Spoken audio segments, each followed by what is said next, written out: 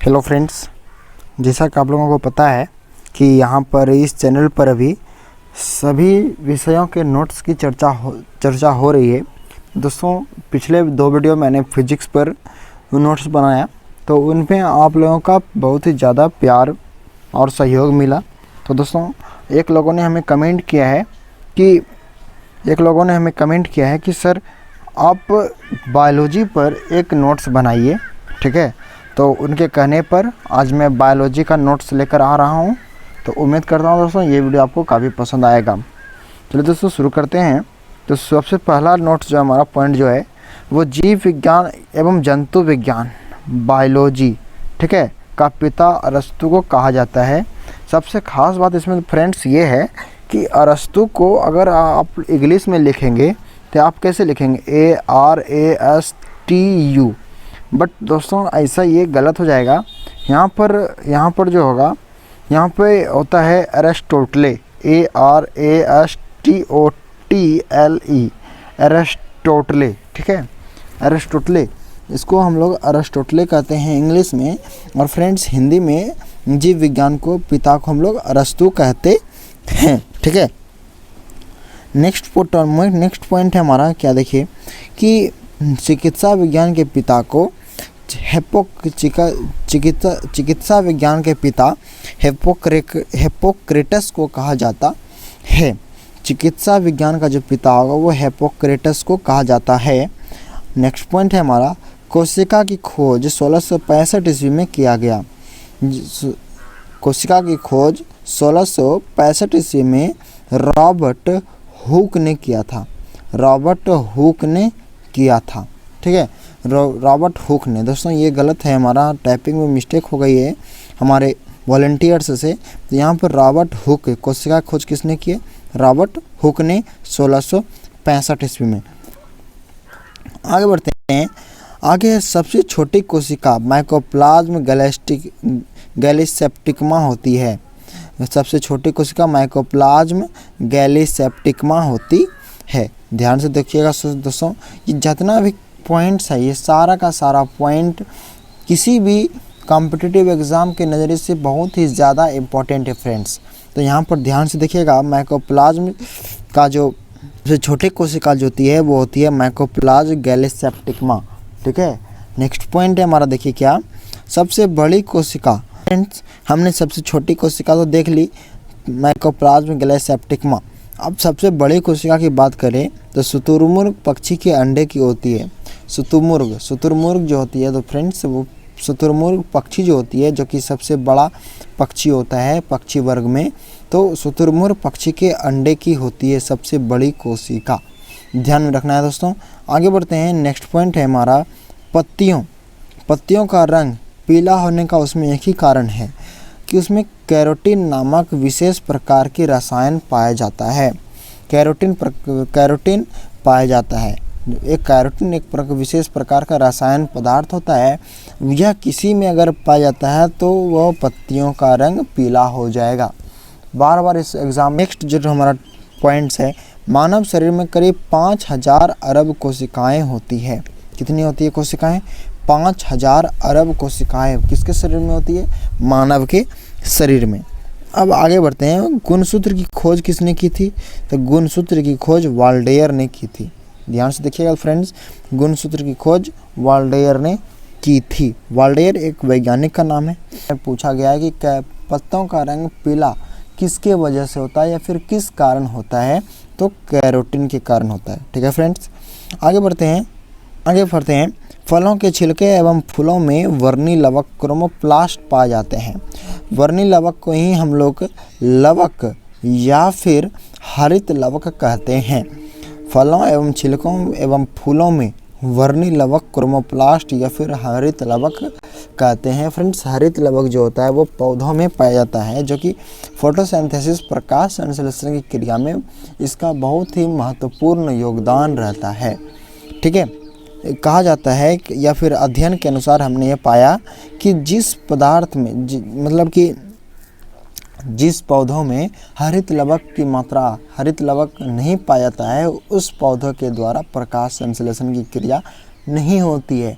आप गौर कीजिएगा, जितना भी हरित लवक, जितना भी पौधा होगा वो हरा होगा, और हरा होने का एक ही तात्पर्य है कि उन सबों में, हरा होने का एक ही कारण है कि उन सबों में हरित लवक, क्रोमोप्लास्ट या फिर वर्णी लवक जिसको हम लोग कहते हैं, वो पाया जा रहा है। नेक्स्ट है कोशिका लाइसोसोम को आत्महत्या सुसाइड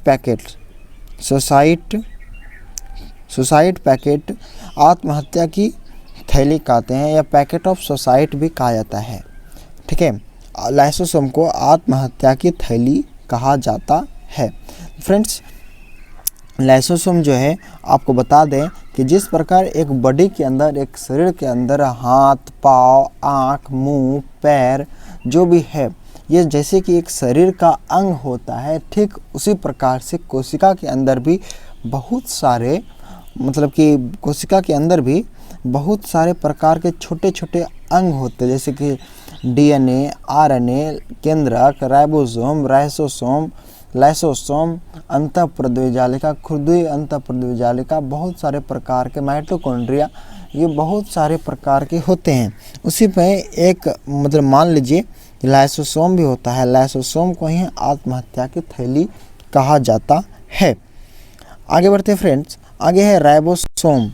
राइबोसोम को प्रोटीन का फैक्ट्री कहा जाता है। राइबोसोम जो होता है वो प्रोटीन का फैक्ट्री, राइबोसोम से ही आरएनए का निर्माण होता है। ठीक है, राइबोसोम को प्रोटीन का फैक्ट्री कहा जाता है। फ्रेंड्स, अगर आपने अभी तक हमारे इस चैनल को सब्सक्राइब नहीं किया है तो सब्सक्राइब करके बेल आइकन प्रेस कर लीजिए। इसी तरह के मैं वीडियो लाते रहता हूँ इस चैनल पर। फ्रेंड्स, आगे बढ़ते हैं। नेक्स्ट पॉइंट जो हमारा है वह केंद्रक के गुणसूत्र डीएनए एवं प्रोटीन के बने होते हैं। केंद्रक में जो गुणसूत्र होता है, गुणसूत्र को हम लोग करते हैं क्या, क्रोमोसोम। गुणसूत्र को क्या कहते हैं हम लोग, क्रोमोसोम।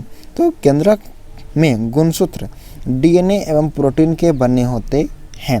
दोस्तों बता दें कि डीएनए जो होता है उसका full form deoxyribose nucleic acid होता है, और एक मानव के शरीर में 23 जोड़ा, टोटल 46 गुणसूत्र पाया जाता है। कितना, 23 जोड़ा 46 गुणसूत्र पाया जाता है।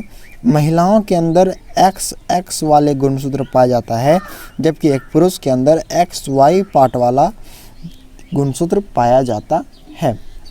बार बार क्वेश्चन पूछा जाता है कि पुरुष मतलब लिंग निर्धारण किस गुणसूत्र के कारण होता है, तो यहाँ पे होगा Y गुणसूत्र के कारण।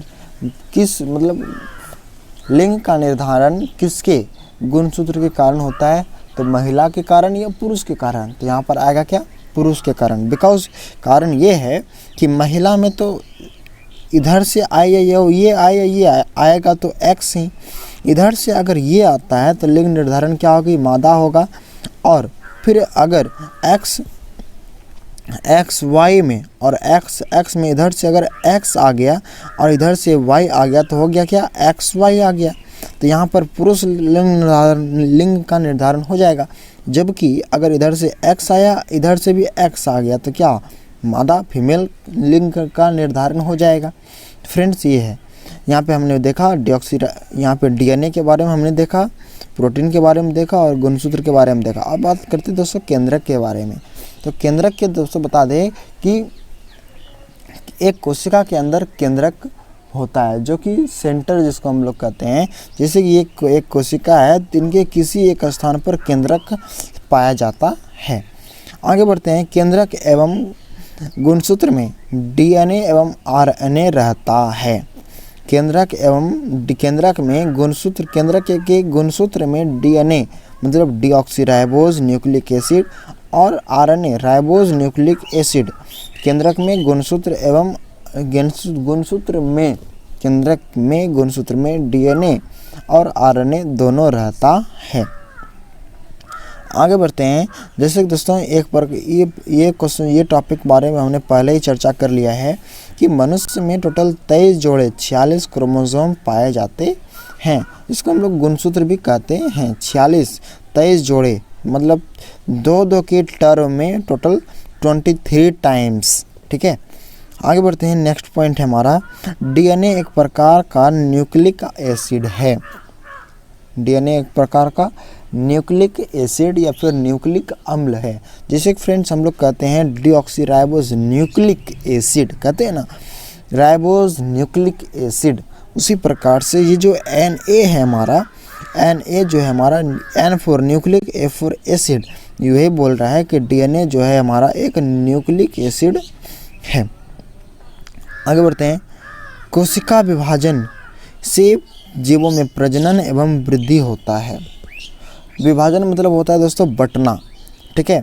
अब देखिए बंटना, कोशिका विभाजन कैसे होता है, आप इस प्रकार से समझिए कि ये सपोज दैट एक कोशिका है।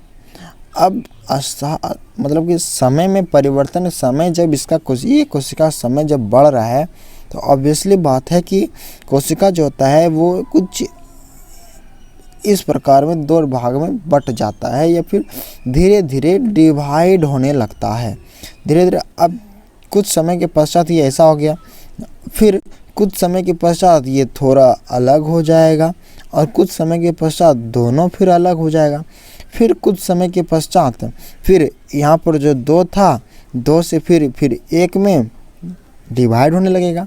तो इसी घटना को हम लोग कहते हैं क्या, कोशिका विभाजन, ठीक है। कोशिका विभाजन से ही प्रजनन होती है, मतलब जितना ज़्यादा विभाजन होगा उतना ही ज़्यादा प्रजनन भी होगा कोशिकाओं के बीच, और प्रजनन के कारण ही वृद्धि भी होता है। प्रजनन दैट मीन संभोग, जिसको हम लोग कहते हैं। आगे बढ़ते हैं, समसूत्री विभाजन में जीवों में समसूत्री विभाजन के कारण जीवों में वृद्धि एवं विकास होता है। समसूत्री विभाजन मतलब बराबर भागों में जब विभाजित होता है, इसी कारण किसी भी जीव में वृद्धि एवं विकास होता है। आगे बढ़ते हैं, आपने क्लास ये पॉइंट्स के बारे में अगर चर्चा करें तो आपने क्लास 9th में पढ़ा होगा, आपने क्लास 9th में पढ़ा होगा चैप्टर नंबर 1 बायोलॉजी में। तो उनमें सबसे पहले सेल के बारे में ही डिटेल से वर्णन किया हुआ है। अगर दोस्तों आपने वहाँ ध्यान से पढ़ा होगा तो आपको मालूम होगा कि सबसे पहला लाइन रेड कलर से जो लिखा हुआ है, कोशिका जीवन की संरचनात्मक एवं क्रियात्मक इकाई है। कोशिका जीवन की संरचनात्मक एवं क्रियात्मक इकाई है। और इस समय मैं ग्रेजुएशन फाइनल हो गया हूँ, ग्रेजुएशन मेरा कंप्लीट हो गया है। तो आपको हम एक बात बता दें कि जो है देखिए, हालांकि मैं कॉम्पिटिटिव एग्ज़ाम्स के फॉर्म्स तो अप्लाई करते रहते हैं, तो यहाँ पर कॉम्पिटिटिव एग्ज़ाम्स के अंतर्गत बहुत सारे इस पॉइंट से रिलेटेड हमें बहुत सारे प्रश्नों का सामना करना पड़ा है, ठीक है। इसलिए ये पॉइंट हमें इम्पोर्टेंट लगा तो आपके लिए भी मैं लेते आया। दोस्तों हमें जितना हो सके आप लोगों का प्यार चाहिए, सपोर्ट चाहिए, ठीक है, ताकि मैं ऐसी ही वीडियो आप लोगों के ऊपर प्यार बनाए रखूं, ठीक है। आगे बढ़ते हैं, मानव शरीर में करीब 5000 अरब कोशिकाएं। नेक्स्ट जो हमारा पॉइंट्स है, मानव शरीर में करीब 5000 अरब कोशिकाएं होती है। कितनी होती है कोशिकाएं? 5000 अरब कोशिकाएं किसके शरीर में होती है? मानव के शरीर में। अब आगे बढ़ते हैं, गुणसूत्र की खोज किसने की थी? तो गुणसूत्र की खोज वाल्डेयर ने की थी। ध्यान से देखिएगा फ्रेंड्स, गुणसूत्र की खोज वाल्डेयर ने की थी। वाल्डेयर एक वैज्ञानिक का नाम है। अब जोहानसन ने जीन शब्द का प्रतिपादन किया। जोहानसन ने जीन शब्द का प्रतिपादन किया, दैट मीन्स जीन शब्द का खोज जोहानसन नामक वैज्ञानिक ने किया था। आगे बढ़ते हैं, सबसे छोटी कोशिका का अंग जो है वो राइबोसोम है। कोशिका के अंदर जो सबसे छोटा है वो क्या है? हमारा राइबोसोम। आगे बढ़ते हैं फ्रेंड्स, आरएनए का मुख्य कार्य जो है वो प्रोटीन संश्लेषण में सहायता करना होता है, मतलब प्रोटीन बनाने में सहायक होता है। कौन? आरएनए, जिसका नाम जिसके बारे में चर्चा किया ऊपर में, राइबोज न्यूक्लिक एसिड इसका फुल फॉर्म होता है। बढ़ते हैं, डीएनए एवं आरएनए बनाने की विधि ट्रांसक्रिप्शन कहलाता है। मोस्ट इम्पॉर्टेंट वीबीआई प्रश्न for all competitive exam group D to UPSC level examination. Most important प्रश्न है फ्रेंड्स ये, देखिए डीएनए एवं आरएनए की बनने की विधि क्या कहलाती है? डीएनए एवं आरएनए बनने की विधि क्या कहलाती है? अथवा या फिर ऐसे भी क्वेश्चन आ जाता है कि डीएनए को किस विधि के द्वारा तैयार किया जाता है? तो दोनों का दोनों आंसर क्या होगा? ट्रांसक्रिप्शन। दोस्तों जितना हो सके इस टॉपिक को आप घुमा घुमा के देखें, इस नोट्स को आप जितना हो इस लाइन को घुमा घुमा के प्रश्न कर सकते हैं। आगे बढ़ते हैं फ्रेंड्स। आगे है शैवालों का अध्ययन फाइकोलॉजी कहलाता है। शैवालों का अध्ययन फाइकोलॉजी कहलाता है। ठीक है। अनावृत पौधों वह पौधा होता है जिनके बीच में आवरण या कवच नहीं होता है। अनावृत बीजी पौधे मतलब अनावृत बीजी पौधे, जैसे कि आप ले लिए चना में दोस्तों ऊपर में एक ढका हुआ रहता है। ठीक है, चना में एक ऊपर से ढका हुआ रहता है, तो वो हमारा हो गया आवृत बीजी पौधा हो गया चना का। लेकिन आप ध्यान से देखिए जिसमें कि नहीं होता है, जिसमें कि जैसे धनिया, फ्रेंड्स धनिया का बीज आपने देखा होगा तो उनमें किसी प्रकार का ढका कवच या फिर आवरण उसमें नहीं पाया जाता है। जैसे कि पपीता ले लीजिए, ये पपीता, धनिया, ये सब जो है हमारा वो अनावृत बीजी पौधा का उदाहरण है। आगे बढ़ते हैं फ्रेंड्स। आवृत बीजी पौधा वह होता है जिनके बीच में आवरण पाया जाता है। ठीक है, आवृत बीजी पौधा वह होता है जिनके बीच में आवरण पाया जाता है। आगे बढ़ते हैं दोस्तों। शैवालों में कार्बोहाइड्रेट और कार्बनिक पदार्थ, विटामिन आदि प्रचुर मात्रा में पाया जाता है। शैवालों में कार्बोहाइड्रेट और कार्बनिक पदार्थ, विटामिन आदि प्रचुर मात्रा में पाया जाता है। आगे बढ़ते हैं दोस्तों। सबसे छोटा आवृत बीजी पादप लेमना है। सबसे छोटा आवृत बीजी पादप क्या है? लेमना है। ध्यान से देखिएगा दोस्तों, सबसे छोटा आवृत बीजी पौधा लेमना है। सबसे बड़ा आवृत बीजी पौधा यूकेलिप्टस का है। सबसे बड़ा आवृत बीजी का पौधा जो है वो हमारा क्या है? यूकेलिप्टस का है। आगे बढ़ते फ्रेंड्स। आगे है सबसे छोटा पुष्प, मतलब सबसे छोटा पुष्प मतलब फूल बुल्फिया का होता है। सबसे छोटा पुष्प किसका होता है? बुल्फिया का होता है।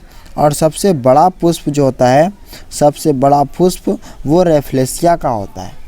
सबसे छोटा बुल्फिया, सबसे बड़ा रेफ्लेसिया। ठीक है। आगे बढ़ते हैं। सबसे बड़ी पत्ती विक्टोरिया रिजिजा की होती है। सबसे बड़ी पत्ती किसकी होती है? विक्टोरिया रिजिजा।